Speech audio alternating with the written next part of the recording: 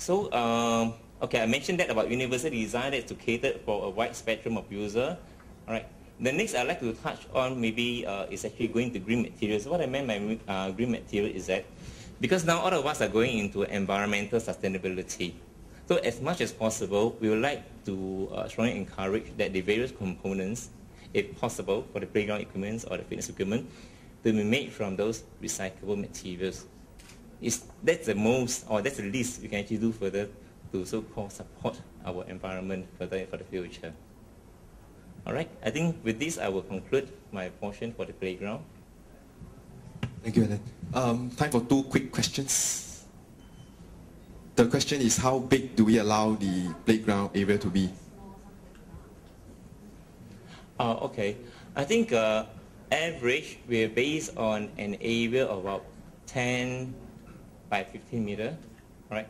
About that. You see, because as for the size of the playground, it actually depends a lot on the size of the precinct. Precinct actually consists of the number of dwelling units and the number of blocks there, because that actually relates to the number of residents or dwelling units staying there. See, so average I would say a space of about 10 by 15 that will suffice.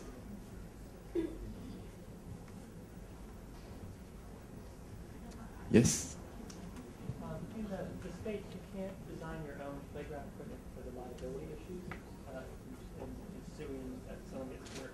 Are you looking for actual play equipment to design or more of a space that the equipment's existing?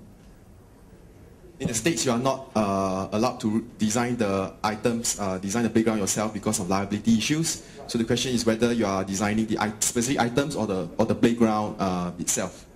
No, I would say that all these factors should be gelling together, because it's always to our, not just a public concern, I believe in the private sector as well. We don't just design something that looks nice, all right?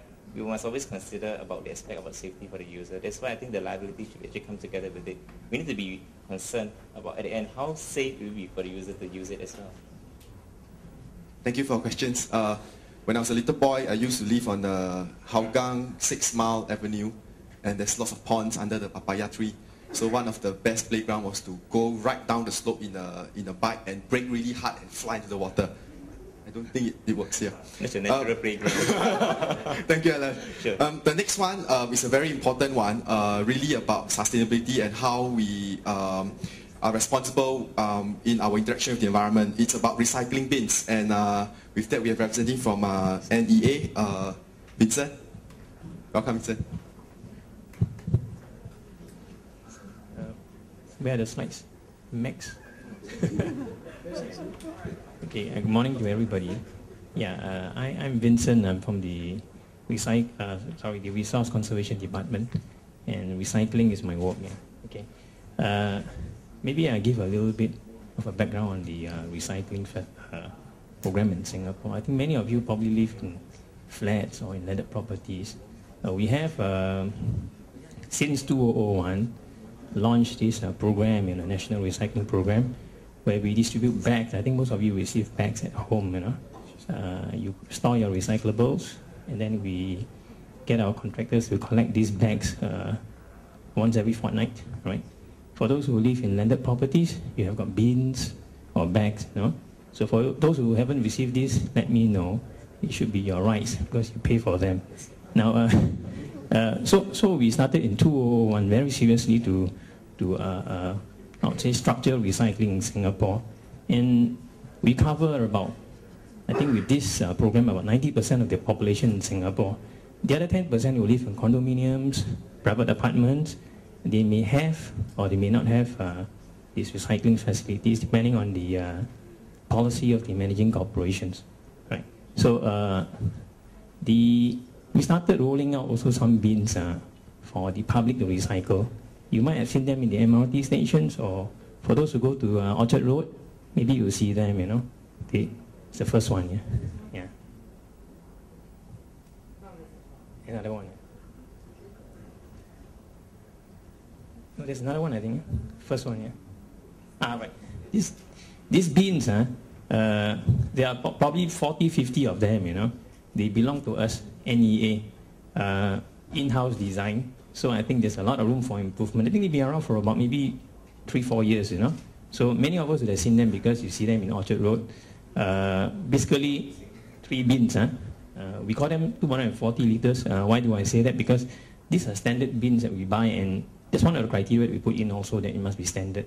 And we have housing, if you look at it, housing, and openings in front of these bins, it can be on top, can be anywhere, but openings usually to capture the shape of the recyclable that you, for example, round if it's drink can, and not too big, because if it's too big then you can put all sorts of things inside. So imagine you got a standard 330 ml liter, 330 ml drink can, Coca-Cola can, then it should fit roughly into this hole. It can't be too big, because then you can throw other things inside. So some of these prescriptive conditions we have, but these are all probably taken up from experiences overseas, right?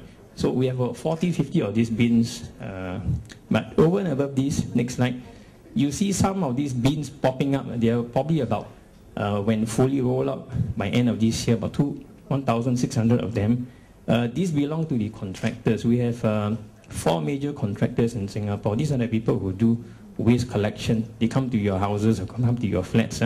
Or, sorry, don't go to your flats, go to the bin centers in the HDB estates to take your waste. But at the same time, they do this door-to-door collection. Plastic bags I was talking about just now, for those who stay in the HDB flats, come to your flats to collect. They are now rolling out what they call these centralized bins, placed in common areas in HDB, all HDB estates. We will probably have about one of these sets for about maybe 5 blocks of flats.